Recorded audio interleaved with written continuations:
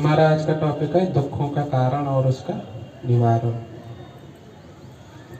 वैसे तो ये एक दिन का टॉपिक नहीं है, क्योंकि हमारे जीवन में इतने सारे दुख हैं कि एक दिन में तो दुखों की चर्चा भी नहीं करी जा सकती। फिर उसके कारण और निवारण की तो बहुत बड़ी बात है। लेकिन एक छोटा सा दोहा है संत कबीरदास जी का, जो दिन रात हमने सुनते भी हैं और गाते भी रहते हैं, लेकिन कभी ध्यान नहीं देते। ध्यान से सुनना। दुख में सुमिरन सब करें, सुख में करे न को, जो सुख में सुमिरन करे तो दुख काहे हो। बहुत छोटे से दोहे में बहुत बड़ी बात कह दी कबीरदास जी ने कि हमारे जीवन में दुख क्यों आता है, क्योंकि हम सुमिरन नहीं करते हैं। और सुमिरन किसका करना चाहिए? भगवान का। भगवान कौन है? वो परमानंद है, सच्चिदानंद है, कृष्ण है, राम है।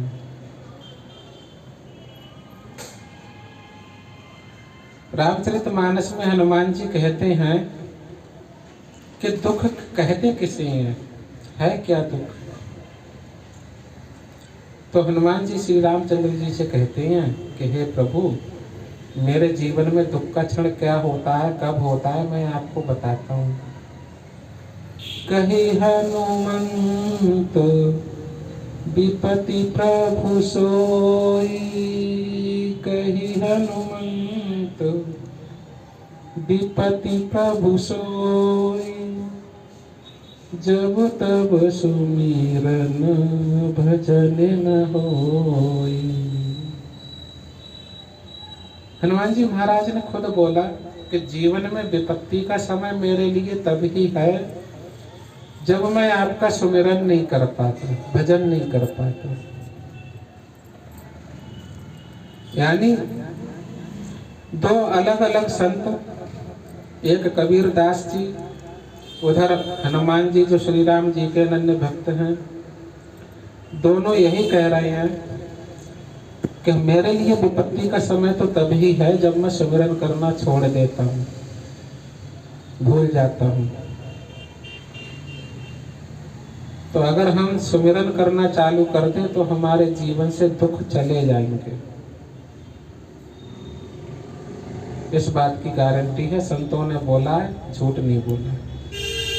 अच्छा, संतों ने बोला, हो सकता है कि संतों को लोग मनुष्य समझें और सोचे अरे हजारों मनुष्य हजारों बात बोलते हैं, क्या पता सही है गलत है। लेकिन भगवान ने भी बोला है। भगवान ने क्या बोला है? भगवान भगवद गीता में कहते हैं, अनन्यश्चिन्त्यतो माम ये जना परिउपासते तेषां नित्यभ्युक्तानां योगक्षेम वहाम्यहम्। अरे जो मेरा अनन्य भाव से चिंतन करता है, जो मुझे याद करता है, उसकी सारी जिम्मेदारी मैं ले लेता हूँ। और जिसकी जिम्मेदारी भगवान ले लेंगे उसका जीवन में कभी दुख आएगा नहीं आएगा।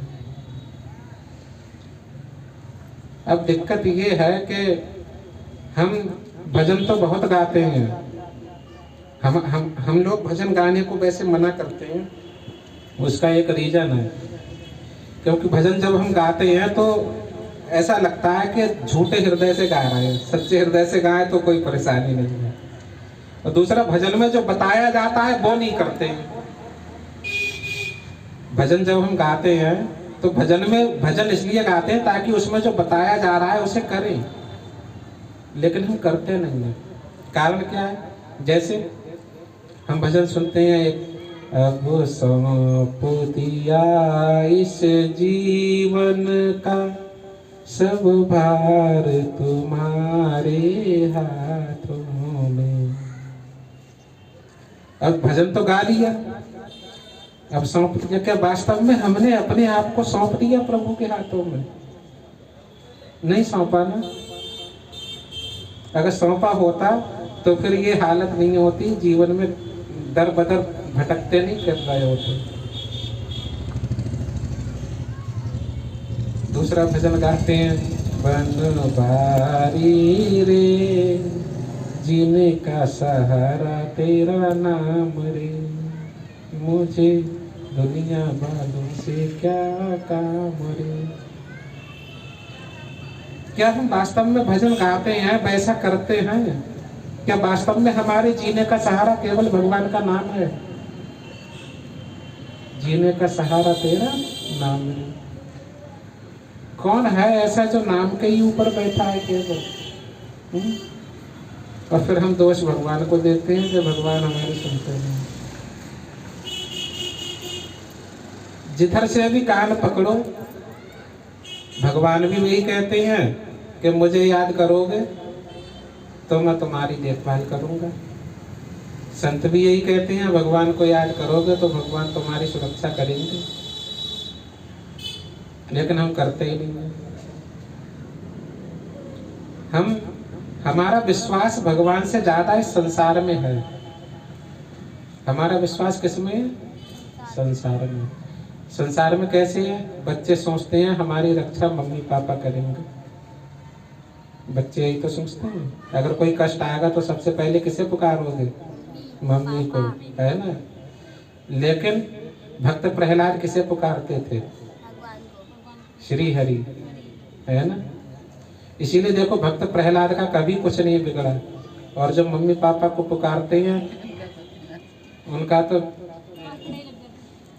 आप सोचो, मतलब ये दुनिया की हकीकत है। मैं ये नहीं कह रहा हूँ मम्मी पापा मत पुकारो, मम्मी पापा को पुकारना चाहिए।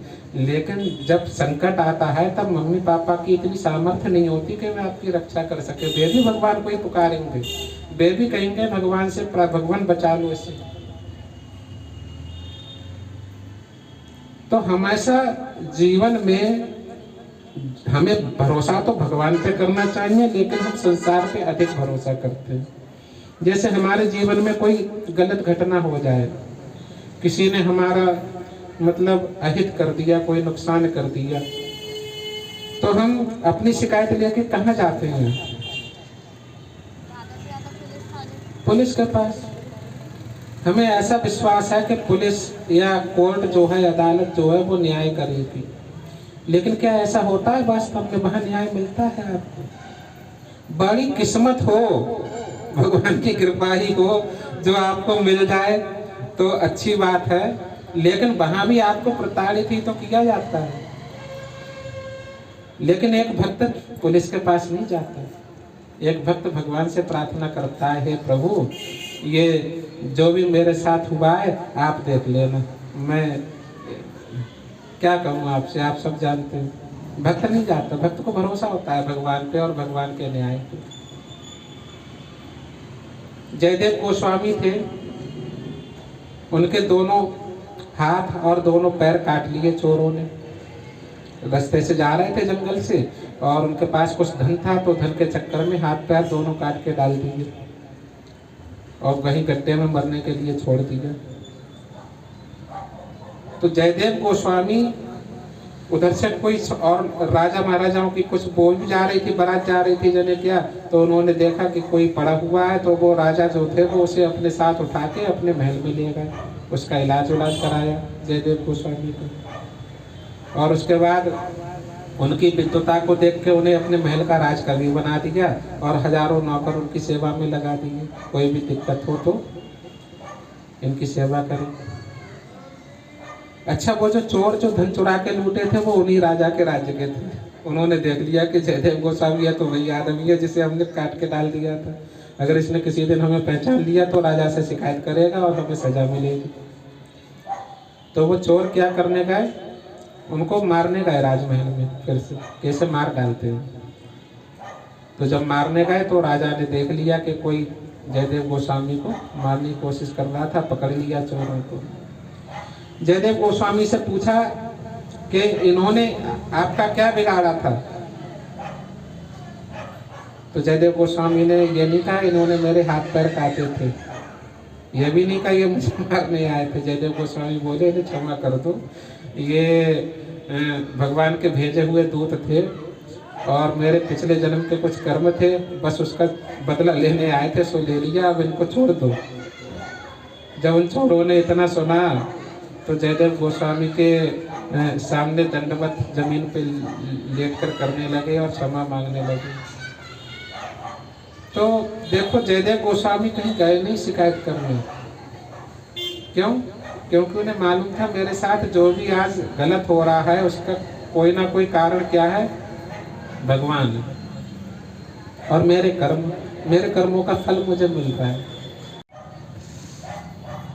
तो भगवान जिसके जीवन में होते हैं उसके जीवन में कभी दुख आता नहीं है। लेकिन अब समस्या ये है कि हम अपने आप को भगवान के सुपुर्द करें कैसे। अगर मैं आपसे कहूं कि आप भगवान के शरणागत हो जाओ या भगवान का नाम 24 घंटे जपा करो, तो क्या आप कर पाओगे? क्योंकि भगवान क्या कहते हैं, जब तक सुमिरन करोगे तब तक दुख नहीं आएगा। सुमिरन करोगे तब तक दुख नहीं आएगा जीवन में, और जब सुमिरन करना बंद कर दोगे तब ऑफकोर्स सीधी सी बात है दुख आएगा। तो मान लो 24 घंटे होते हैं दिन में, 24 घंटे में से आपने 16 घंटे सुमिरन किया, 8 घंटे नहीं किया, तो 8 घंटे जीवन में दुख आएगा नहीं आएगा? तो कैसे करोगे? कोई काम कर रहा है तो मन में हरे कृष्णा करते रहो। और जैसे कि अगर हम कोई काम नहीं कर रहे हैं तो माला जप कर लो। और जैसे कि अगर हम कोई काम कर रहे हैं, खाना बना रहे हैं या कोई और काम कर रहे हैं तो मन में भगवान का चिंतन करते रहो। बहुत अच्छे। लेकिन हम लोग फालतू बातें करते हैं, है ना? यहाँ बैठ के उसकी बुराई करने, यहाँ बैठ के उसकी बुराई करने।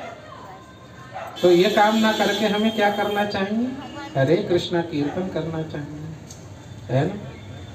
तो ये भगवान का जो कीर्तन है, ये सब, इससे मनुष्य के अंदर सारे सद्गुण आ जाते हैं और ये सब चीज को दूर कर देता है। कैसा भी दुख हो आपके जीवन में, धीरे धीरे वो दुख कम होने लगेगा और अंत में गायब हो जाएगा ये दुख, है ना? अच्छा, आपके जीवन में कौन कौन से किस किस प्रकार के दुख आते हैं बताओ कुछ? कैसे कैसे दुख आते हैं? मैं लिख लेता हूँ, लिस्ट बना लेता हूँ दुखों की, फिर उन पे एक एक करके विचार करेंगे कि कैसे कैसे उनका समाधान होगा, है ना? जैसे क्या क्या समस्याएं आती हैं जीवन में, व्यक्ति क्यों दुखी होता है, किस किस दुख से दुखी होता है? ज्यादातर बीमारियों से। हाँ, पहला बीमारी से बहुत दुखी होता है व्यक्ति, है ना? दूसरा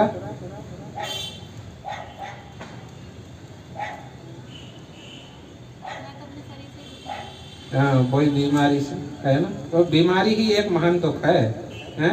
जो सभी दुखों का कारण है। हम्म। और बहुत सी होती हैं विपदा आएंगी वो मेरे को लेके जाएंगे। घर में इतने लोग होते हैं, अभी छत के जो ऊपर ही है सब लोग बैठे हुए थे, एक एक करके सब चले गए। 1 घंटे बाद वो मेरे ऊपर ही गिर गए। अरे वो पता नहीं, वो तो पापा की किस्मत है, सर पे नहीं पैर का पूरा। हाँ, देखिए भगवान क्या किसके साथ कब कैसे करते हैं कोई कुछ नहीं जानता। तो बीमारी हो गई, है ना? और एक ये बात है, मेरे दिमाग से बातें नहीं निकलती। हाँ, दिमाग से बातें नहीं निकलती हैं, है ना? बहुत सी बातें ऐसे सोचो ना, मतलब ना ऐसा बात ना आए, मतलब। और अगर जैसे कोई बच्चा ही समझ लो, अगर वो कहीं जाता है तो अच्छे ख्याल नहीं आते, खराब ही ख्याल आते हैं। हाँ, मन में खराब ख्याल आते हैं, है ना? ऐसा हो जाएगा, ऐसा मन में अजीब सा लगता है। हाँ, दिमाग में लगता है बहुत सा लड़का मेरा अब जाके इतना बड़ा हुआ है तो अब चिंता करता। तीसरा और क्या दुख आते हैं जीवन में? ऐसा नहीं, हाँ, पैसा, गरीबी, है ना? या 1.5 साल से सोच रामचरितमानस में तुलसीदास जी लिखते हैं, दरिद्रता सबसे बड़ा अभी मतलब कष्ट है, दुख है ना। गरीबी सबसे बड़ा दुख है। और बच्चे पढ़ाए कि मकान बनना है और कमाने वाला बंदा एक। गरीबी हो गई। और क्या दुख है? मैं तो अपने मायके से दुखी हूँ, ससुराल से दुखी नहीं, क्योंकि मेरे भाई भी थोड़ा बहुत है वैसे। हाँ, लोग परिवार से दुखी होते हैं, है ना, परिवार और रिश्तेदारों से, है ना। नहीं, मतलब चिंता टेंशन रहती है। भैया है ना बड़ा वाला, बहुत से नशे में रहता है। मेरे पापा खत्म हो गए, मम्मी बहुत परेशान है। अच्छा। मैं सोचती हूँ नशा तो बहुत ज़्यादा है, किसी को नहीं छोड़ता, सबको मारने में लगे रहो, आपको सब चीज़ें बहुत मुझे फोन कर देते, मुझे टेंशन है।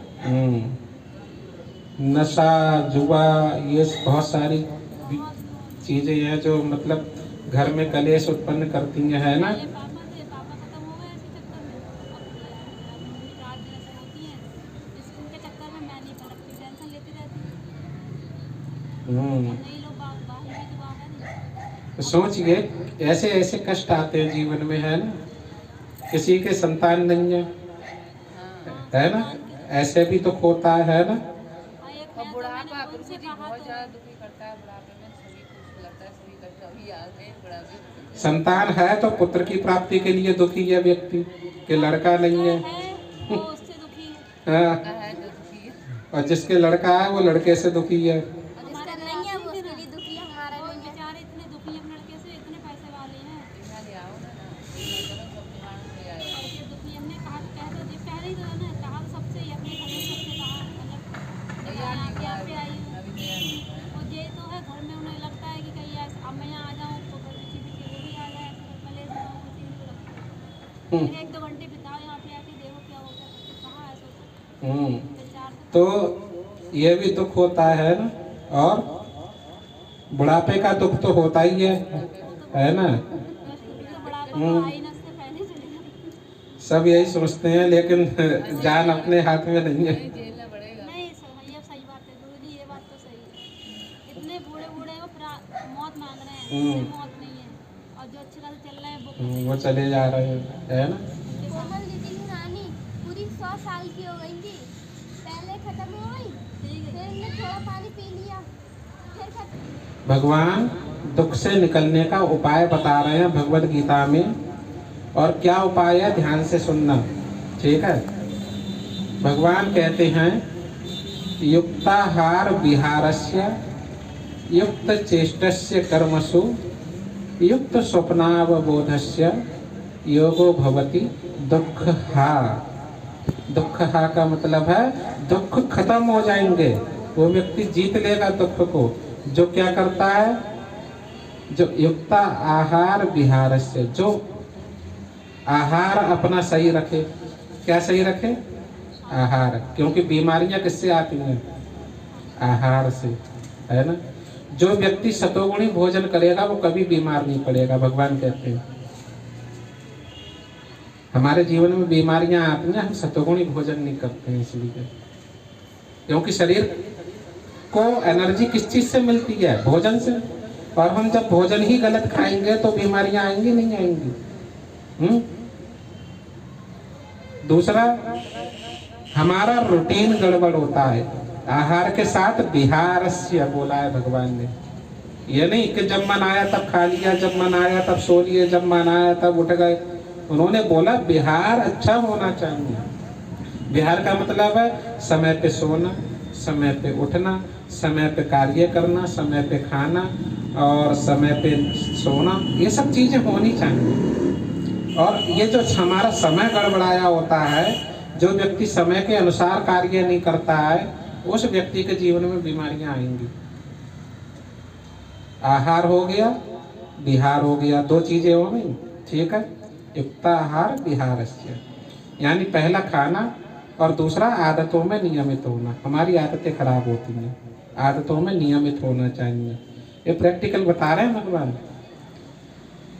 तीसरी चीज, युक्त चेष्टस्य कर्मसु, मतलब हमने बहुत सारी इच्छाएं पाल रखी हैं जो नहीं पालनी चाहिए। क्या बोल रहे हैं? बहुत सारी इच्छाएं पाल रखी हैं जो कि नहीं पालनी चाहिए। अनर्गल चेष्टाएं हम लोग करते हैं। अनर्गल चेष्टाओं का मतलब कि हमारे पास गाड़ी आ जाए, बंगला आ जाए, हम प्रधानमंत्री बन जाएं, सबसे अमीर आदमी बन जाएं, करोड़पति बन जाएं। ये क्या है? ये लालच है। व्यक्ति को कितने की गुंजाइश करनी चाहिए? कबीरदास जी कहते हैं, साईं इतना दीजिए जामे कुटुंब समाए, मैं भी भूखा ना रहूं और साधु ना भूखा जाए। लेकिन हम लोग लालच के कारण अपनी इच्छाओं को इतना बढ़ा लेते हैं और वो फिर उन इच्छाओं की पूर्ति के लिए ही अपना ये रूटीन बिगाड़ते हैं। हमारा जो व्यवहार है सोने का, खाने का, पीने का, उठने का, बैठने का क्यों बिगड़ता है? क्योंकि हमें ज़्यादा की लालसा है। ज़्यादा की लालसा है तो ज़्यादा देर काम करेंगे, ज़्यादा देर काम करेंगे तो ज़्यादा पैसा आएगा ना, ज़्यादा पैसा आएगा तभी इन चीज़ों की पूर्ति होगी ना, इच्छाओं की। और उस चक्कर में हम ज़्यादा देर काम करते हैं, देर से सोते हैं, फिर देर से उठते हैं, फिर गलत सलत चीज़ें खाते हैं, उल्टे सीधे समय खाते हैं और फिर हमारे जीवन में कष्ट आते हैं। तो युक्त चेष्टस्य कर्मसु का मतलब है कि हमने अनर्गल इच्छाएं पाल रखी हैं। उन इच्छाओं को कम करके जिनकी ज़रूरत है केवल उनका काम करना चाहिए। जिस चीज़ की ज़रूरत है केवल उस चीज़ के बारे पे सोचना चाहिए, बाकी चीज़ों को छोड़ना चाहिए, है ना। तीसरा, आमोद प्रमोद की बातों में भी व्यक्ति को नियमित रहना चाहिए। आमोद प्रमोद मतलब व्यक्ति को दिन रात केवल काम ही नहीं करना चाहिए, उसे मनोरंजन भी करना चाहिए। क्या करना चाहिए? मनोरंजन। और मनोरंजन टीवी देख के नहीं करना चाहिए कि टीवी देख रहे हैं, मोबाइल देख रहे हैं, है ना। मनोरंजन करने के लिए हमें क्या करना चाहिए? या तो कोई खेल खेलना चाहिए, क्योंकि खेल खेलने से आपका शरीर स्वस्थ रहता है और शरीर स्वस्थ रहता है तो मन भी स्वस्थ रहता है ना। या फिर खेलने, देखो भगवान कृष्ण खेल खेलते थे। कौन सा खेल खेलते थे? गेंद बल्ला खेलते थे, हैं? मारो टोल गेंद गई जमुना, हैं? कूद पड़े दोनों भैया भजमन कृष्ण कन्हैया, हैं? भजन गाते हैं। भगवान कृष्ण क्यों खेलते थे? वो बताते हैं कि हमें खेल खेलना चाहिए। इससे क्या होता है? हमारे जीवन में स्वास्थ्य की वृद्धि होती है ना। हाँ, हरे कृष्ण महामंत्र जब कीर्तन हो तो कीर्तन में खूब डांस करना चाहिए। डांस करने से आपके शरीर स्वस्थ होगा। जितना डांस करोगे उतना आपके शरीर स्वस्थ होगा, है ना। और क्या करना चाहिए? मेहनत के काम करने चाहिए, है ना। तीसरी चीज क्या है कि हमें मनोरंजन के लिए अगर पढ़ना है कुछ तो काव्य पढ़ना चाहिए। काव्य कौन सा? महाकाव्य पढ़ने चाहिए। महाभारत पढ़िए, रामायण पढ़िए, है ना, या कथा सुनिए, है ना। तो इनसे हमारे जीवन में क्या आएगा? स्वास्थ्य की और मानसिक स्वास्थ्य की वृद्धि होती है। हमारा मन क्यों खराब होता है जानते हैं? जो हम अनर्गल चीजें देखते हैं ना टीवी पे, मोबाइल पे, उससे हमारा मन खराब होता है। मैं आपसे एक क्वेश्चन पूछता हूँ। आपका घर है, आपके घर के अंदर कोई व्यक्ति आए और अपना घर का सारा कूड़ा डाल जाए, कैसा लगेगा आपको? क्या करेंगे आप? बुरा लगेगा। क्या करेंगे? लड़ाई लड़ेंगे ना उससे। लेकिन एक चीज और भी है, लोग, ये जो मन है ना, ये आपका घर है और लोग क्या करते हैं? अपने उस मन में निरा कूड़ा इकट्ठा करते रहते हैं और उनको तब बुरा नहीं लगता। वो कूड़ा कहाँ कहाँ से आता है? जैसे कोई बुराई करने वाले व्यक्ति आपके पास बैठा तो वो कूड़ा कहाँ जा रहा है? आप उससे कभी लड़ते हो? आपको लड़ना चाहिए ना।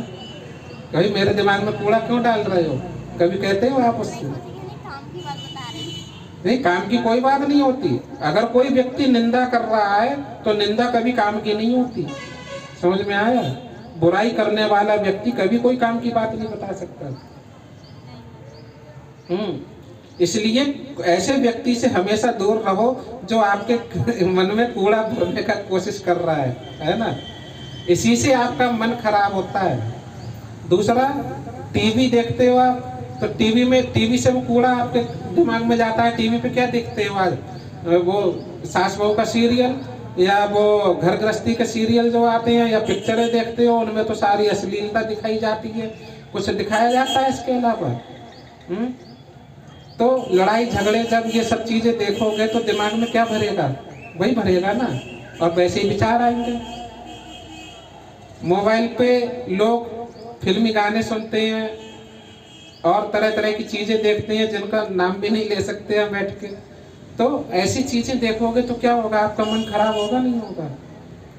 तो हमें पहले ये देखना पड़ेगा, एक सिद्धांत है गार्बेज इन और गार्बेज आउट का। हिंदी में ये है कि अगर पीपे में कूड़ा भरोगे तो निकलेगा भी तो कूड़ा ही उससे बाहर को, है ना। तो अगर आप अपने दिमाग में कूड़ा भर रहे हो तो आप उस कूड़े के जैसा ही तो काम करोगे ना आगे आने वाले समय में। कोई अच्छा काम कभी कर पाओगे, नहीं कर पाओगे ना। तो सबसे बड़ी समस्या ये है कि हमें रोक किस पे लगानी चाहिए, इस कूड़े पे जो हमारे अंदर जा रहा है। कैसे कैसे लगेगी रोक, हमें टीवी नहीं देखनी चाहिए, ये आज के ज़माने में अभिशाप बन गया है। और अगर देखना चाहिए कभी टीवी तो कथा खोल के बैठो, समझ में आया। इसके अलावा कुछ और चीज़ देखने की जरूरत ही नहीं है, ना पिक्चर, ना गाने, ना कुछ, क्योंकि उनमें कोई अच्छी चीज़ नहीं होती है। और यहाँ तक आजकल तो न्यूज़ भी नहीं देखनी चाहिए। लोग कहते हैं हम तो समाचार देख रहे हैं, उसमें क्या गलत बताते हैं। अरे समाचार में इतनी लड़ाइयाँ होती हैं, डिबेट होती हैं, न्यूज़ चैनल देखते हैं कैसे लड़ाई लड़ते हैं और तरह तरह की बातें करते हैं वहाँ बैठ के। उनसे आपके हृदय में क्या आएगा, ईर्ष्या और द्वेष आएगा। मान लो जैसे आप अभी न्यूज़ चैनल खोलोगे तो बड़ी डिबेट चल रही होगी कि रामचरितमानस को जला दिया तो वो हिंदू मुस्लिम को बुरा कह रहा है, मुस्लिम हिंदू को बुरा कह रहा है। तो जब आप उस डिबेट को सुनोगे, जब चूंकि आप हिंदू हो, तो अगर कोई हिंदू की बुराई करेगा, मुस्लिम बैठा हुआ, तो आपके हृदय में द्वेष आएगा ना उसके प्रति। और अगर कोई हिंदू की बड़ाई करेगा उसके प्रति आपको लगेगा ये अच्छा आदमी। तो ये चीज़ बड़ी खतरनाक होती है हमारे जीवन में। अगर हम न्यूज़ चैनल भी सुनते हैं और उसको देखते हैं तो हमारे हृदय में ईर्ष्या और द्वेष उत्पन्न हो जाते हैं, क्योंकि हम किसी से अटैच है, उसके प्रति किसी ने अच्छा कह दिया तो बहुत अच्छा है, किसी ने बुरा कह दिया तो ये बहुत बुरा है। ये भी तो कूड़ा ही है अंदर, है ना। जबकि भक्त लोग क्या कहते हैं कि संसार को आत्मा के रूप से देखो, आत्मा की नज़र से, फिर आपको कोई भी अच्छा या बुरा नहीं दिखेगा। सब आपको क्या देखेंगे, भगवान के बच्चे दिखेंगे।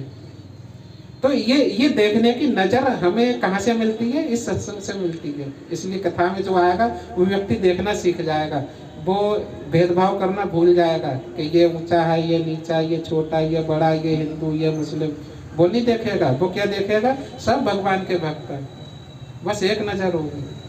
इसलिए जो कूड़ा हमारे अंदर इन जगहों से जाता है वो हमें नहीं देखना चाहिए। और आजकल 90% घरों में सुबह शाम तक टीवी चलती है। और जो बच्चे, छोटे छोटे बच्चे, माँ बाप उनको मोबाइल दे देते हैं और यही चीज़ें दिखाते हैं, गाना सुन ले, ये सुन ले, वो सुन ले। फिर कल को जब वो बिगड़ जाता है तो फिर कहते हैं कि हमने ऐसा कौन सा गलत काम कर दिया, है ना। तो ये अपने अंदर हमें देखना चाहिए कि हमारे अंदर जो चीज़ें जा रही हैं पहले उन चीज़ों पे कंट्रोल करें ना। बात समझ में आई? क्या करना है, गार्बेज इन नहीं करना है, कूड़ा नहीं भरना है दिमाग में, अच्छी बातें भरनी है। ये सीखना पड़ेगा हमको। तो इसके लिए हमें 3-4 चीज़ों पे कंट्रोल करना होगा। पहला, ऐसे लोगों के पास मत बैठिए जो बुराई करते हैं। समझ में आया? ऐसे लोगों के पास मत बैठिए जो लोग बुराई करते हैं। अगर मिल जाएं तो उनसे हरे कृष्णा करिए, और यह नहीं कि उनसे ईर्ष्या कर रहे हैं, द्वेष कर रहे हैं, वो नहीं करना, या लड़ाई लड़ रहे हैं, या उनसे बोल दिया अरे तुम बुराई करने नहीं आती हो, हमेशा जाओ यहाँ से, ऐसे नहीं बोलना। उनको हरे कृष्णा बोलना है, अभी थोड़ा काम है, मैं आपसे बाद में बात करूँगी, अब बच के निकल लो, वो अच्छा तरीका है। उनको बुरा नहीं लगना चाहिए ऐसा कि आप उनको छोड़ के भाग गए, और फिर क्योंकि बुरा लगेगा तो फिर वो आपको जीने नहीं देंगे वैसे, है ना। क्योंकि लोग उपद्रव करते हैं ना तरह तरह के। तो किसी को बुरा ना लगे, ऐसा व्यवहार नहीं करना चाहिए। लेकिन ये हमें सोचना है कि हमें उनके पास रहना है या नहीं रहना है, उनकी बात सुननी है या नहीं सुननी है। कभी भी कोई बुराई करे उसके पास मत रहिए, आप भगवान का नाम लेके उठ जाइए और अपने काम में बिजी हो जाइए, ठीक है। दूसरा, टीवी नहीं देखना, मोबाइल नहीं देखना, फालतू चीज़ें, गाने सुनते हैं जो हम टीवी पे, है ना, इससे हमारे अंदर कूड़ा करकट आता है ना। ज़्यादातर तो ये 3 ही चीज़ें हैं मेन। अगर इन 3 चीज़ों पे हमने कंट्रोल किया तो फिर हमारे जीवन में बदलाव आने शुरू हो जाएंगे। देखिएगा प्रैक्टिकल, समझ में आया? तीनों चीज़ें समझ में आ गई? आपके घर में और लोग कर रहे हैं, उन्हें करने दीजिए, उन्हें रोकिए भी मत। उन्हें रोकेंगे तो गड़बड़ हो जाएगा, वो आपसे लड़ेंगे, है ना। और लोग कर रहे हैं, जब तक वो कथा में नहीं आएंगे तब तक उनको रोकने की जरूरत नहीं है, क्योंकि उन्हें रोकोगे आप तो वो आपको फिर लड़ाई लड़ेंगे, घर में कलेश होगा। ऐसा नहीं करना है, ठीक है। आप अपने पर कंट्रोल कीजिए, अपने को देखिए कि हमें नहीं करना है ऐसा, ठीक है। क्योंकि जब आपका व्यवहार बदलेगा तब आप मतलब आपका घर के व्यवहार भी धीरे धीरे बदलेगा। पहले शुरुआत कहाँ से होती है? अपने से। हमारा व्यवहार बदलना चाहिए, ठीक है। तो ये बहुत महत्वपूर्ण बात है, समझ में आ गई? तो भगवान ने क्या बोला? हमारा आहार, हमारा विहार दोनों अच्छे होने चाहिए, हमारे अंदर कूड़ा करकट नहीं जाना चाहिए, है ना। आमोद प्रमोद होना चाहिए, मनोरंजन नियमित रूप से होना चाहिए, क्योंकि अगर दिन भर काम करेंगे और मन को अगर आराम नहीं मिलेगा तो मन उपद्रव काटेगा, आपको काम भी नहीं करने देगा, है ना। और मनोरंजन के लिए या तो कोई खेल खेलिए, खेल भी कौन सा? जो बाहर निकल के खेला जाए, है ना। अब औरतें तो बाहर जा नहीं सकती खेल खेलने, गिल्ली डंडा खेलने या क्रिकेट खेलने, है ना। तो औरतों के लिए क्या है? औरतें जो होती हैं वो किताबें पढ़ सकती हैं, रामायण पढ़ सकती हैं, कथा पढ़ सकती हैं, है ना, या कथा सुन सकती हैं, है ना। इससे क्या होता है? मनोरंजन होता है। लेकिन मनोरंजन के लिए गाने नहीं सुनना है बस, है ना, उससे मन खराब होता है हमारा, ठीक है। और इंडोर गेम बहुत सारे होते हैं, है ना, कैरम बोर्ड है, लूडो है वगैरह खेलते रहते हैं लोग, ठीक है। चेस वगैरह है, जिन्हें आता है वो खेल सकते हैं। इससे भी क्या होता है, मतलब हमारा मन जो है वो थोड़ा सही होता है। लेकिन ज़्यादा नहीं खेलना चाहिए, 24 घंटे में 1 घंटा बहुत है ना। इससे ज़्यादा खेलने वाले लोग स्टेडियम जाके खेल में जिन्हें कैरियर बनाना है वो खेलें, उनके लिए सही है, बाकी के लिए सही नहीं है, ठीक है। तो ये हो गया युक्त स्वप्नावबोधस्य, यानी जो व्यक्ति इन कामों में नियमित रहता है, रेगुलरिटी से इन कामों को करता है, समय पे सोना, समय पे उठना, समय पे खाना, सात्विक आहार लेना, है ना, और समय पे खेलना, समय पे मनोरंजन के कार्य करना, ये जो व्यक्ति इन चीजों में नियमित रहता है तो भगवान कहते हैं योगो भवति दुःखा। वह व्यक्ति योग करता है, क्या करता है? योग। और योग करने वाले व्यक्ति हमेशा दुखों से क्या पा जाता है? निजात। ऐसे व्यक्ति के समस्त दुख दूर हो जाते हैं। ये भगवान ने बहुत अच्छा उपाय बताया है ना। अब भगवान के हिसाब से जो हमें करना चाहिए वो कैसे करना चाहिए? देखो, 24 घंटे होते हैं दिन में, 24 घंटे में से 8 घंटे जो होते हैं वो अपने लिए रखने चाहिए। अपने लिए का मतलब है कि सोने के लिए 6 घंटे 7 घंटे चाहिए, 1 घंटा नहाने धोने के लिए, खाने पीने के लिए 1 घंटा रख लो, है ना, तो होगा इतने मिला के। तो 8 घंटे अपने लिए, 8 घंटे देने चाहिए काम करने के लिए। जो लोग नौकरी पेशा लोग हैं, नौकरी करते हैं, वो लोग नौकरी के लिए 8 घंटा दे सकते हैं। जो लोग नौकरी नहीं करते हैं वो घर गृहस्थी के कार्य करने में भी समय लगता है, उसके लिए 8 घंटा दे सकते हैं, ठीक है। और परिवार के लिए दे सकते हैं समय, है ना। और बाकी जो 8 घंटे बचे वो भगवान के लिए देने चाहिए। भगवान के लिए देने चाहिए का मतलब है उन 8 घंटों में हमें क्या करना चाहिए? हमें माला करनी चाहिए, भगवान के नाम का जप करना चाहिए, हमें किताबें पढ़नी चाहिए, है ना, कथा पढ़नी चाहिए, हमें कथा सुननी भी चाहिए, है ना, पढ़नी नहीं चाहिए, सुननी भी चाहिए। और इसके अलावा हमें सेवा भी करनी चाहिए। सेवा ठाकुर जी की, ठाकुर जी की सेवा एक तो होती है, घर पे ठाकुर जी हैं, उनके लिए आप सुबह शाम तक सेवा करते ही हो, वो तो परिवार की सेवा में भी आ जाएगी, सम्मिलित हो जाएगी, है ना, क्योंकि भोग बनाओगे ठाकुर जी के लिए तो सबके लिए बनेगा, सब पाएंगे, उनके लिए कोई अलग सेवा करने की जरूरत नहीं। लेकिन विशेष सेवा क्या है, जो ये यहाँ सुन के जाते हो उसकी चर्चा करना। किसमें? जो सुनने में इंटरेस्टेड हो उससे, यानी कोई सुन नहीं रहा है उससे करने बैठ गए। जो आप यहाँ सुन के जाते हो उसकी चर्चा ऐसे व्यक्ति से करना जो सुनने में इंटरेस्टेड हो, और उस व्यक्ति को फिर बोलना कि आप भी हमारे साथ चला करो कथा में, वहाँ आपको भी सुनने को मिलेगा, अच्छा कुछ सीखने को मिलेगा, है ना। तो इसे कहते हैं प्रचार करना। क्या? प्रचार। और प्रचार से भगवान बहुत जल्दी प्रसन्न होते हैं, बहुत खुश होते हैं। भगवत गीता में भगवान कहते हैं 18वें अध्याय में कि जो व्यक्ति इस भगवत गीता के संदेश का प्रचार करता है वो व्यक्ति मुझे अत्यंत प्रिय है। कैसा है? अत्यंत प्रिय। और उस व्यक्ति से ज्यादा प्रिय ना तो कोई है और ना कभी होगा, ऐसा भगवान ने बोला। तो अगर आप भगवान की अच्छी सेवा करना चाहते हो तो जैसे आप यहाँ आते हो वैसे ही अन्य लोगों को भी लेकर आया करो, इससे भगवान की कृपा प्राप्त होती है। और क्या होता है, देखो प्रचार करना क्यों जरूरी है, उससे क्या फायदा होगा आपको।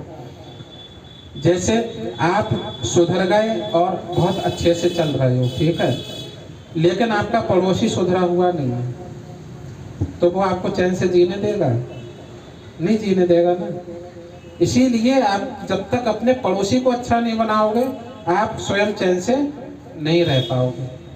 अगर आपके घर, मान लो आपके घर में लड़ाई नहीं होती, आपके पड़ोस के 2 घरों में लड़ाई हो जाए और एक दूसरे के ऊपर ईंटें पत्थर फेंक रहे हैं, आप चैन से सो पाओगे? आपको लगेगा कि हमारे ऊपर आके ना गिरे, आप भी परेशान रहोगे, है ना, भले ही आपकी लड़ाई ना हो।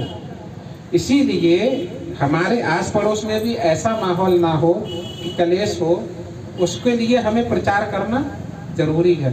समय समय पे हमें उन लोगों को ये बातें बताते रहना चाहिए कि देखो कथा में चलने से हमारा क्या होता है, फायदा होता है, तो उनकी समझ में आएगा और फिर वो रोज कहोगे तो कभी ना कभी आ भी जाएंगे।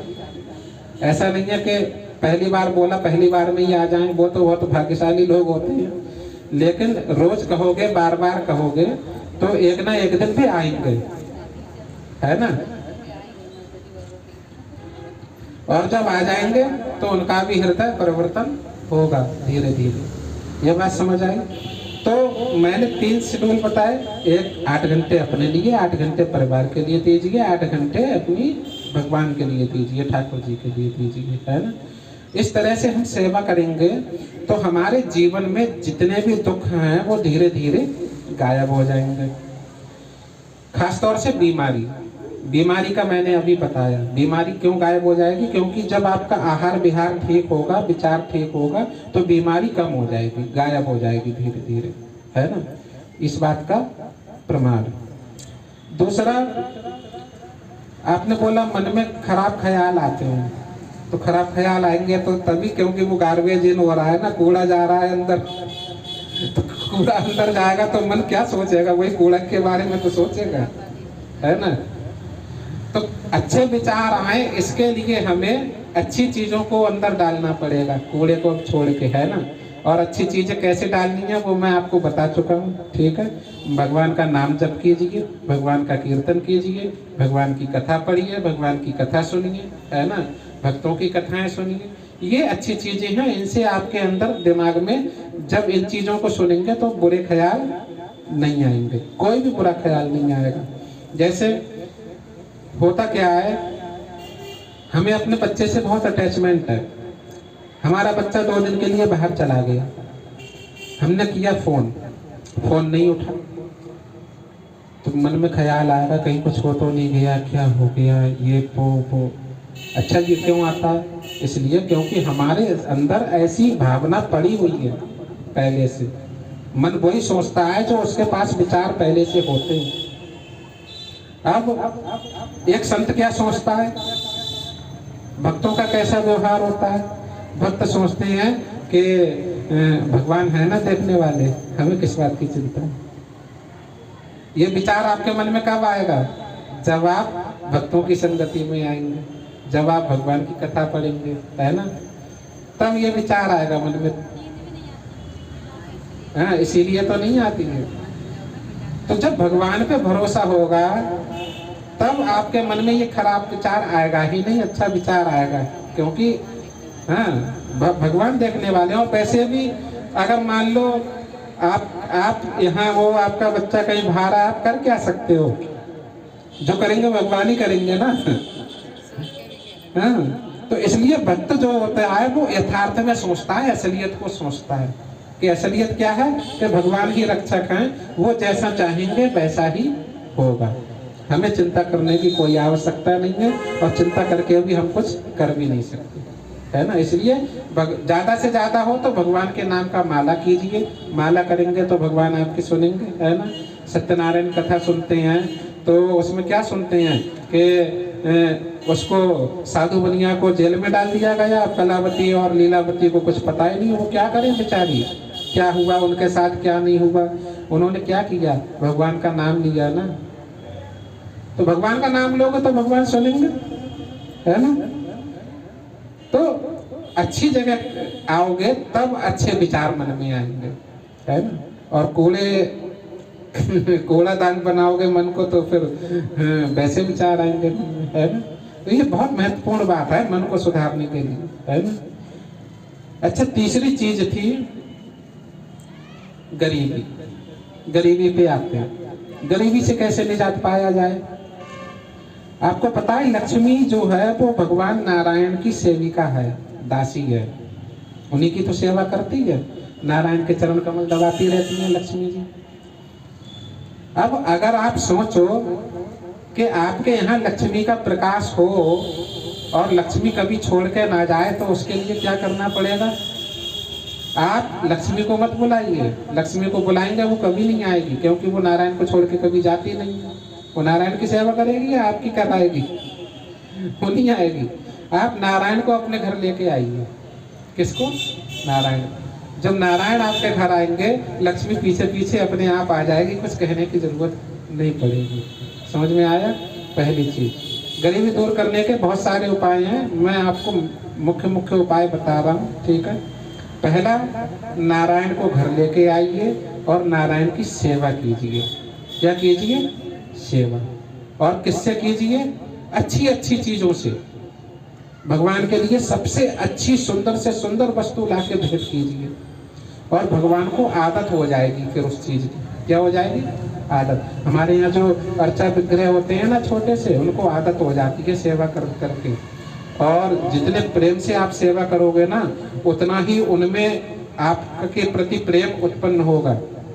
वो केवल मूर्ति नहीं होती है, लोग उन्हें मूर्ति समझ लेते हैं, है ना। उनके हृदय में भी प्रेम उत्पन्न होता है। तो आप उनको जैसे बढ़िया बढ़िया भोग लगा रहे हो, है ना, खीर बना के लगा रहे हो, रसगुल्ले मंगा रहे हो, रसमलाई लगा रहे हो, और आप पे पैसा ना हो तो भी मंगाइए, उनके लिए मंगाइए विशेष, भले ही एक मंगाइए लेकिन उनके लिए मंगाइए। फिर अगर कभी वास्तव में पैसा नहीं हुआ आप पे, तो ठाकुर जी आपको बोलेंगे आज रसमलाई नहीं लगाई। बोलते हैं, ऐसा नहीं है नहीं बोलते हैं। आपको आवाज आएगी कि अपने कानों में, अरे ठाकुर जी बोल रहे हैं आज रसमलाई नहीं आई। आप ठाकुर जी से बोलना कि आती कहाँ से प्रभु, पैसे ही नहीं थे। उस समय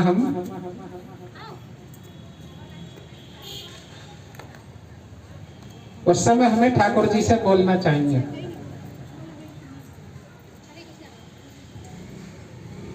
क्या बोलना चाहिए? ठाकुर जी ने बोला रसमलाई नहीं लगाई आज, तो क्या बोलोगे ठाकुर जी से? ठाकुर जी व्यवस्था नहीं थी, व्यवस्था होती तो रसमलाई क्या, हम तो गुलकंद लगाते। आप व्यवस्था कीजिए। सनातन गोस्वामी जो थे वो बहुत प्रेम से भगवान को भोग लगाते थे, और उनके पास क्योंकि संत थे तो भिक्षा मांग के जो मिल जाता था उसी का भोग लगाते थे बेचारे। एक दिन मिली रूखी रोटी, उन्होंने वो रूखी रोटी भूख लगा दी। और ठाकुर जी उनसे क्या बोले, अरे नमक का तो लगा देता, कम से कम नमक भी नहीं है तेरे पास। बोले मैं क्या करूं, नमक दिया ही नहीं किसी ने बच्चा में, जो मिला सो लगा दिया। नमक खाना है तो अपने आप इंतजाम कर। ठाकुर जी बोले बात तो सही कह रहा है, अभी कहाँ से लाएगा बेचारा। तो उधर यमुना किनारे एक बड़े सेठ का जहाज जा रहा था, वो जहाज वहीं फंस गया जहाँ सनातन गोस्वामी रहते थे। नमक का व्यापारी था, पूरा जहाज पे नमक लदा हुआ था, बेचने जा रहा था। तो उस व्यापारी का जहाज फंस गया, तो वहां कोई दिखाई नहीं दिया निर्जन वन में। तो सनातन गोस्वामी से बोला, भाई जहाज निकालने का कोई इंतजाम करवा दो हमारा, तुम यहाँ रहते हो, जानते होगे किसी न किसी को। तो उन्होंने कहा मैं तो बस एक ही को जानता हूँ, देखो वहाँ बालक खेल रहा है, उसे पकड़ लो, वो तुम्हारा जहाज निकाल देगा। अच्छा, बालक के पास गए, बालक ने बोला जहाज निकाल तो दूंगा, मुझे क्या मिलेगा। बालक ने क्या बोला, जहाज तो निकलवा दूंगा, तुम मुझे क्या मिलेगा। बोले इस जहाज पे जितना भी नमक लगा है ना, उससे जितना भी प्रॉफिट होगा, लाभ होगा मुझे, उससे तुम्हारा मंदिर बनवा दूंगा। अच्छा तो सही है। भगवान ने ऐसे हाथ लगाया, जहाज निकल गया। अब वो गया, जितना भी नमक बेच के उसको लाभ हुआ, उसने आके लौट के आके वहां पे राधा मदन मोहन जी का मंदिर बनवाया। वो मंदिर आज भी बना हुआ है वृंदावन में। आप कभी चलिएगा तो आपको घुमा के लाएंगे मदन मोहन जी के मंदिर पे। तो ठाकुर जी अपने आप इंतजाम करते हैं, लेकिन ठाकुर जी को आदत लगानी पड़ेगी पहले अच्छे अच्छे भोग खिलाने की, है ना। पहली चीज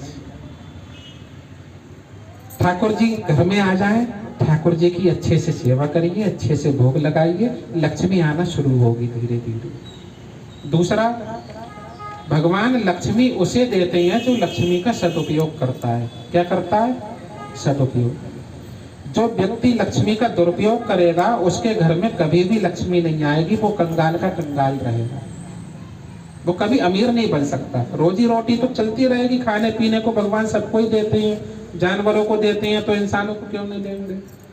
लेकिन सबसे मेन चीज ये है कि अमीर नहीं बन सकता वो व्यक्ति कभी। अमीर वही बनेगा जो लक्ष्मी का सदुपयोग करेगा। और सदुपयोग क्या है लक्ष्मी का, जानते हैं? और दुरुपयोग क्या है? सदुपयोग और दुरुपयोग क्या है? कब कहेंगे कि आपने लक्ष्मी का सदुपयोग किया? जब लक्ष्मी, हाँ बताओ। जैसे कि हम दान करें, या जैसे कुछ गरीब लोग होते हैं उनमें कुछ दान करें, और दुरुपयोग जैसे हम नशा करें, धुआंपान करें, ऐसे कुछ उल्टे सीधे काम करें। अच्छी बात है। सदुपयोग का मतलब होता है कि लक्ष्मी जिसकी सेविका है, हमें उसी की सेवा में खर्च करना चाहिए। केवल लक्ष्मी नारायण की सेविका है तो हमें पैसा केवल और केवल नारायण की सेवा के लिए खर्च करना चाहिए। अगर उनकी सेवा में खर्च हो रहा है तब लक्ष्मी का सदुपयोग हो रहा है। बाकी जितने भी काम आप करते हो वो सब दुरुपयोग है लक्ष्मी का। अगर नारायण की सेवा में खर्च नहीं हो रही है तो वो लक्ष्मी का क्या है, दुरुपयोग। तो ऐसे व्यक्ति के पास लक्ष्मी नहीं जाती है ना। अच्छा, लक्ष्मी का भी दो स्वरूप होते हैं। लोग ऐसा सोचते हैं कि जो बड़े बड़े अमीर लोग हैं वो तो नारायण की सेवा करते दिखते नहीं हैं, उन पे कहां से लक्ष्मी आ गई। तो मैं आपको दो स्वरूप बता रहा हूं। लक्ष्मी के दो स्वरूप होते हैं। एक होता है पैसा। पैसे को लक्ष्मी नहीं कहते हैं, ध्यान रखना। लक्ष्मी पैसे को नहीं कहते हैं केवल, समझ में आया। जो बड़े बड़े अमीर लोग आए नारायण की सेवा करते नहीं दिखते, उन पे पैसा होता है, उनके पास लक्ष्मी नहीं होती है। समझ में आया। लक्ष्मी का अर्थ होता है जहाँ लक्ष्मी होती है वहाँ सुख होता है, समृद्धि होती है, वहाँ सारे सद्गुण विद्यमान होते हैं। ये लक्ष्मी के होने की पहचान होती है। लक्ष्मी कहाँ होती, जहाँ भी होती है वहाँ पे समस्त सद्गुण होंगे। आप आरती गाते हो ना कि जहाँ जिस घर तुम रहती है वहाँ सब सद्गुण आता है। लक्ष्मी माता की आरती में लिखा है ना, क्यों लिखा है। और जो बड़े बड़े अमीर लोग हैं उनके क्या सारे सद्गुण हैं उनके घरों में? नहीं है, उनके पास केवल पैसा है। तो पैसा और लक्ष्मी में बहुत बड़ा अंतर है। लक्ष्मी पैसा आता है आपको बर्बाद कर देता है। आप गलत काम करोगे, उससे शराब पियोगे, दारू पियोगे, है ना, और गुटखा खाओगे, सिगरेट पियोगे, ऐशबाजी करोगे, क्लब में जाओगे, है ना, और तरह तरह के बुरे काम करोगे। ये पैसा है। जो बड़े बड़े अमीर लोग हैं जो नारायण की सेवा नहीं करते हैं, उनके घर में पैसा है और वो पैसा उन्हें क्या कर देगा, एक दिन बर्बाद। लेकिन लक्ष्मी होना अलग चीज है। लक्ष्मी जहाँ होती है वो पैसा तो होता ही है उसके पास, लेकिन सारे सद्गुण भी होते हैं, है ना। वो व्यक्ति आपसे हमेशा प्रेम से बात करेगा, कभी क्रोध नहीं करेगा, है ना। वो व्यक्ति आपको कभी भी दुख या परेशानी में देखेगा, आपकी मदद करेगा, है ना। ये लक्ष्मी के पहचान है। जिसके पास लक्ष्मी होती है यानी उसके हृदय में सद्गुण होते हैं, है ना। लक्ष्मी आने का पहचान है, सद्गुण होंगे उसके अंदर। तो लक्ष्मी में और पैसे में अंतर होता है। मैं आपको लक्ष्मी कैसे आएगी ये बता रहा हूँ। पैसा तो बहुत लोग कमा लेते हैं, है ना। पैसा कमाना है तो बिजनेस कीजिए, पैसा बहुतेरा आ जाएगा। जिसे पैसा ही कमाना है वो इस क्लास के बाद मुझसे मिल ले, मैं बता दूंगा उसे पैसा कैसे कमाया जाता है, और उसे पैसा कमाने के लिए तरीका भी बता दूंगा, बिजनेस कैसे किया जाएगा। लेकिन अभी लक्ष्मी की बात हो रही है। लक्ष्मी जो है वो केवल पैसा नहीं है, पैसे के साथ सद्गुण है। और दो रूप मैंने बताए लक्ष्मी के कैसे। जो पैसे वाला रूप है वो कैसे, लक्ष्मी का वाहन क्या है, उल्लू। लक्ष्मी का वाहन है उल्लू। लक्ष्मी जब केवल पैसे के रूप में व्यक्ति मानता है तब उल्लू पे सवार होके आती है। किस पे, उल्लू पे। और उल्लू पे सवार होने का मतलब है कि जिस व्यक्ति के पास केवल पैसा है वो व्यक्ति, लक्ष्मी उसको उल्लू बना रही है। क्या बना रही है, उल्लू। उल्लू बनाने का मतलब है वो उसका विनाश ही करके जाएगी। और जब लक्ष्मी नारायण के साथ आती है तो गरुड़ पे बैठ के आती है, और नारायण के साथ आ रही है तो इसका मतलब है कि आपके साथ घर समस्त सुख को लेकर आ रही है लक्ष्मी, है ना। तो ये लक्ष्मी के दो रूप हैं। तो पहली चीज ये कि नारायण की सेवा में लगे लक्ष्मी, यही लक्ष्मी का सदुपयोग है। अब लोग कहेंगे नारायण की सेवा में लगेगी तो हम अपने लिए क्या पैसा खर्च नहीं कर सकते।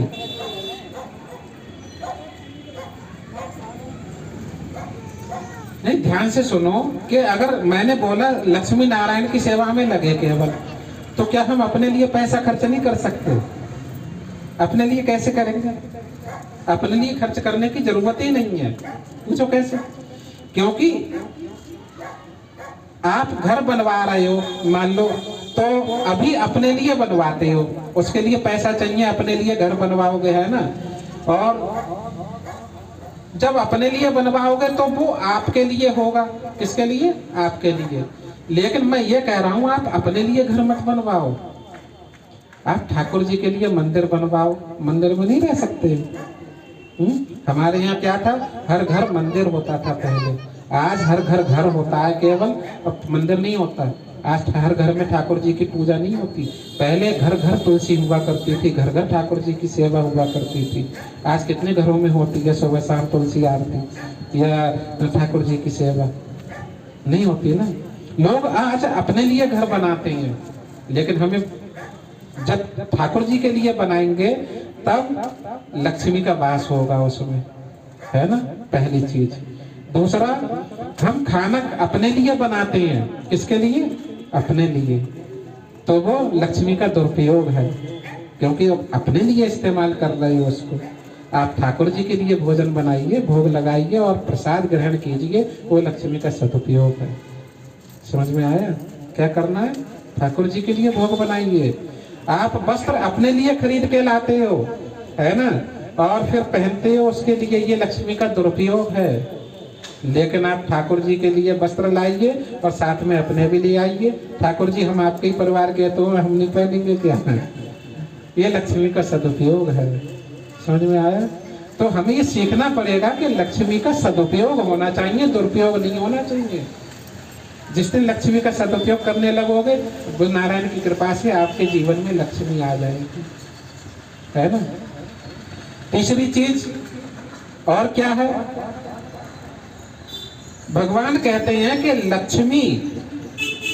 मैं उसको अथाह मात्रा में देता हूँ जो दान करना जानता है। क्या? दान। जो किसी की मदद करना जानता है। मैंने क्या कहा भाई, अगर आप ऐसे व्यक्ति हो जो किसी की सेवा करने का भाव रखते हो, तभी तो मैं आपको कुछ दे दूंगा कि जाओ इससे सेवा करो। लेकिन यदि मैं समझ जाऊंगा कि आप सेवा तो करते नहीं हो, खुद ही खा जाते हो जितना पैसा देता हूं, तो मैं आपको कभी पैसा दूंगा? नहीं दूंगा ना। तो भगवान आपको लक्ष्मी क्यों दें? कोई रीजन तो होना चाहिए ना। तो इसके लिए सबसे बड़ा रीजन, सबसे बड़ा कारण क्या है? आपके हृदय में पहले सेवा का भाव होना चाहिए। क्या होना चाहिए? सेवा। कि जो भी पैसा आएगा उससे मैं लोगों की मदद करूंगा, है ना, लोगों की सेवा करूंगा, दान करूंगा, पुण्य करूंगा। जब आप इतना करेंगे तभी तो भगवान आपको लक्ष्मी देंगे। भाई ऐसे व्यक्ति को लक्ष्मी दे दो जो कंजूस है, जो दान पुण्य नाम की चीज ही नहीं जानता, किसी की मदद करना नहीं जानता, तो ऐसे व्यक्ति को भगवान क्यों लक्ष्मी देंगे? तो लक्ष्मी देने के लिए भगवान कहते हैं मैं उसे लक्ष्मी देता हूं जो दोनों हाथों से लुटाना भी जानता हूं, यानी अपनी जेब भरना जानता हो। तो अगर आप वास्तव में लक्ष्मी को पाना चाहते हैं तो उसका कारण यही है कि अपने जीवन में पहले सेवा भाव लेके आइए, दान करने की प्रवृत्ति रखिए। यदि आप भगवान के नाम से 1 रुपया दान करते हैं तो भगवान आपको उसका 100 गुना करके भेजते हैं। ऐसा नहीं है कि आप 100 रुपया दे रहे हैं तो आपको भगवान मतलब देंगे नहीं। भगवान आपको इतना देते हैं, देते तो इसीलिए हैं कि आप दान कर सको, आप लोगों की मदद कर सको। तो जीवन में दान करने की प्रवृत्ति को अपने जीवन में लाइए। किसी का मतलब आपके पास अगर पैसा है और किसी की कोई समस्या है तो उसे समस्या को दूर करने में उसकी सहायता कीजिए, है ना। भगवान के प्रचार प्रसार में लक्ष्मी को दीजिए ताकि भगवान का प्रचार बढ़े, प्रसार बढ़े। उससे क्या होगा? आपका कल्याण होगा, है ना। तब जीवन में लक्ष्मी आएगी, है ना। तो मैंने कितने 3 कारण बता दिए आपको लक्ष्मी क्यों नहीं है हमारे जीवन में और कैसे आएगी। पहला, नारायण को घर पे लेके आइए, उनकी सेवा कीजिए, अच्छे अच्छे भोग लगाइए, है ना। दूसरा, सेवा का भाव रखिए, दान करने की प्रवृत्ति रखिए, है ना। ठाकुर जी के निमित्त कुछ ना कुछ दान कीजिए। वैसे तो शास्त्रों में दान करने का नियम क्या है? जितना कमाते हो, वैसे तो वो सारा ठाकुर जी का है क्योंकि मिल तो उन्हीं की कृपा से रहा है। लेकिन ठाकुर जी कहते हैं तुम्हारा अपना परिवार है, घर गृहस्थी है, आप आधा अपने लिए रखो, आधा दान के लिए रखो। लेकिन लोगों को लगता है कि आधा बहुत ज्यादा हो जाता है क्योंकि हमारा हृदय इतना उदार नहीं है ना। मान लो 100 रुपया कमाए और 50 रुपया किसी को दे दे तो ये तो हमारा हृदय ही नहीं कहेगा। तो भगवान कहते हैं 100, अच्छा पूरा आधा नहीं कर सकता तो 10 रुपया तो कर ही सकता है 100 में से। लेकिन लोगों को 10 भी ज्यादा लगता है। लेकिन मैं ये कहता हूँ कि 100 में से कम 1 रुपया तो निकाल ही सकते हो ना। इसमें तो आपका हृदय नहीं रोएगा। अगर आप दिन में 100 रुपया कमाते हो तो 1 रुपया ठाकुर जी के लिए निकाल दीजिए। अगर 1000 रुपया कमाते हो तो 10 रुपये निकाल दीजिए। अगर लाख रुपए कमाते हो तो 1000 रुपये निकाल दीजिए। ये इतना तो कर सकते हैं ना। इतना तो इसमें तो आपका कोई नुकसान नहीं होगा ना। मैं गारंटी देता हूं अगर आप अपनी इनकम में ठाकुर जी को पार्टनर बना लें, हिस्सेदार बना लें, तो आपकी इनकम बढ़ जाएगी। मैं आपको अभी का उदाहरण बता रहा हूं। मेरा एक मित्र है, नित्य सेवा नहीं देता था। मैंने उससे कहा भाई तुम कमाते हो, नित्य सेवा दिया करो। तो बोला कितना दे दूं? मैंने कहा अपनी इनकम का 1% तो दो ही, और 50,000 रुपया महीना कमाता है तो 1% के हिसाब से 500 रुपया हो गया। बोला 500 रुपया हर महीने? मैंने कहा और क्या, इतना तो कर ही सकते हो भाई, भगवान के लिए इतना भी दान नहीं करोगे तो क्या करोगे? 50,000 तुम्हें भगवान दे रहे हैं। तो बोला हर महीने देना बड़ा कर्रा सा लगता है। तो मैंने कहा अच्छा, अगर तुम अपनी इनकम में ठाकुर जी को 1% का हिस्सेदार बनाओगे तो अगर ठाकुर जी को कम लगा तो वो तुम्हारी इनकम बढ़ा देंगे। तो बोला ऐसा होता है कहीं? मैंने कहा करके देख लो। तो उसने उसी दिन 500 रुपये दान किए। अच्छा वक्त की बात, उस दिन उसने 500 रुपये दान किए और अगले ही दिन उसकी तनख्वाह 70,000 हो गई बढ़ के दूसरी जगह। अब वो 1100 रुपये दक्षिणा देगा दान। तो मैं ये बोल रहा हूँ कि आपको अगर भरोसा नहीं है तो आप जितना कमाते हो उसमें से कुछ ना कुछ हिस्सा बना लो कि 1%, 2%, 3%, 5% आप गुल्लक बनाइए, उसमें डालिए ठाकुर जी के नाम से, और फिर देखिए ठाकुर जी आपके लिए अपनी इनकम कैसे बढ़वाते हैं। तो ये जब हम करेंगे तो ठाकुर जी को चिंता हो जाएगी ना आने वाले समय में कि भाई इसका हमारा गुजारा नहीं चल पा रहा है इस घर में, तो अब वो इस घर की वृद्धि करनी चाहिए, है ना, तब हम पे कृपा बरसती है। तो हमें ये चीजें करनी चाहिए और सोचनी समझनी चाहिए, है ना। तीसरा, लक्ष्मी का हमेशा सदुपयोग कीजिए, दुरुपयोग ना कीजिए। दुरुपयोग मतलब नशा मत कीजिए, है ना, मांस मछली मत खाइए कम से कम, ये दुरुपयोगी होता है, इससे कोई फायदा नहीं होता है ना। और तीसरा, जुआ मत खेलिए, है ना, और अलग अलग चीज़ों में मतलब मत लगाइए, है ना, रुपया पैसा। तो दुरुपयोग नहीं करेंगे, सदुपयोग करेंगे तो फिर भगवान आपके जीवन में लक्ष्मी का प्रकाश करेंगे। वो अपने आप होगा, भगवान क्या अपने आप होगा। लक्ष्मी वहाँ स्वयं आती है जहाँ इन 3 चीजें होती हैं, ठीक है। एक चीज और मेन है और वो है सफाई। क्या चीज? सफाई, जो कि मैंने पहले बताया। सफाई किस चीज की? घर की, तन की और मन की।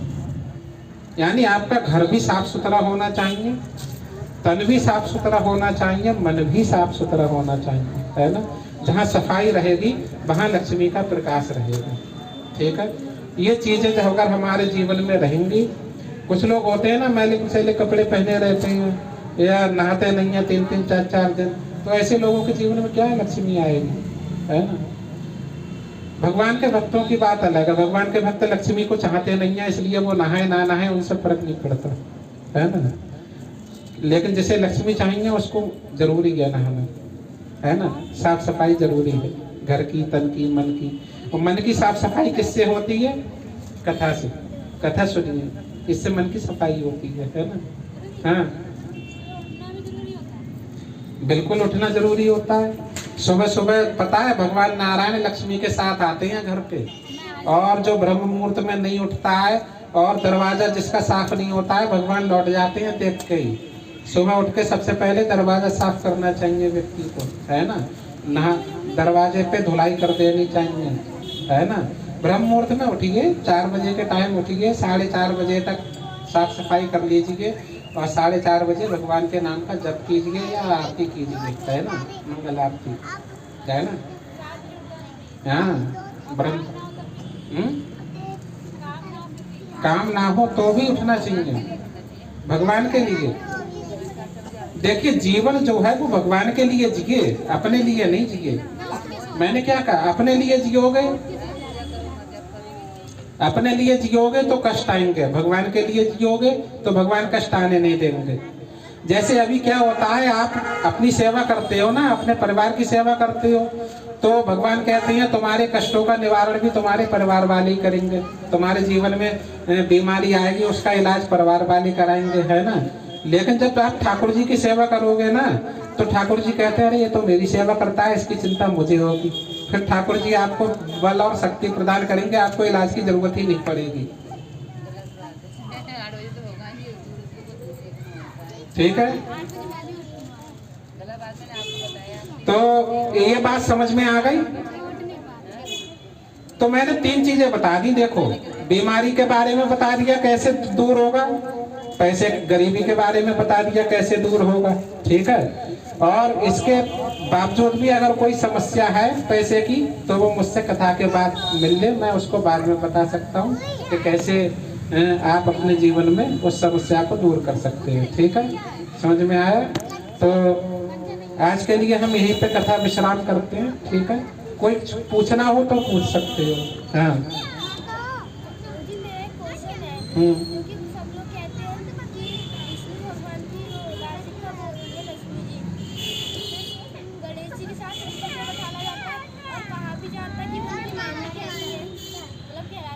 गणेश जी की माँ तो है लक्ष्मी जी, और कौन है?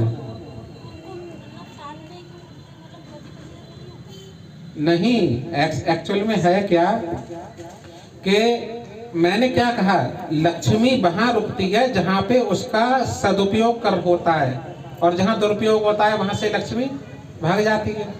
तो गणेश जी बुद्धि के देवता हैं। किसके? बुद्धि के। तो सदुपयोग वही तो करेगा जिसमें बुद्धि होगी। बुद्धिहीन व्यक्ति लक्ष्मी का सदुपयोग कर पाएगा? वो तो दारू पिएगा जाके, है ना, सिगरेट पिएगा, जुआ खेलेगा। तो ऐसा व्यक्ति बुद्धि का दुरुपयोग, मतलब लक्ष्मी का दुरुपयोग करता है। इसलिए लक्ष्मी के साथ गणेश जी को रखने का ये इसलिए बोला गया है, क्योंकि बुद्धि होगी व्यक्ति में तो वो क्या करेगा, लक्ष्मी का सदुपयोग करेगा। इसलिए गणेश जी को लक्ष्मी जी के साथ रखा गया है। ठीक है। और गणेश जी महालक्ष्मी के पुत्र हैं। ठीक है। इसलिए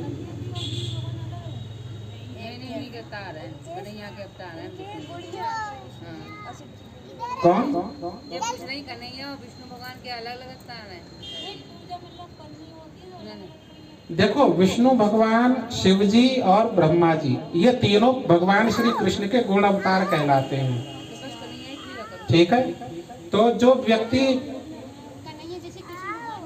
हाँ, जो व्यक्ति सब बैठे सबको, मतलब पहले कन्हैया कर लो, फिर आती आप समझो पूजा कैसे की जाती है वो मैं आपको अभी नीचे चल के बता दूंगा। ठीक है। इसके अलावा और कोई प्रश्न हो तो बताओ। पूजा करने की विधि मैं बता दूंगा। ठीक है, कैसे करनी है। ठीक है। ठीक है। और कुछ? ठीक है। तो फिर सभी लोग हरे कृष्ण महामंत्र बोलेंगे। हरे कृष्णा कृष्णा कृष्णा हरे हरे, हरे राम राम राम हरे हरे। जगत गुरु श्रीला प्रभुपाद की जय। श्री श्री राधा कृष्ण भगवान की जय। हरे कृष्ण।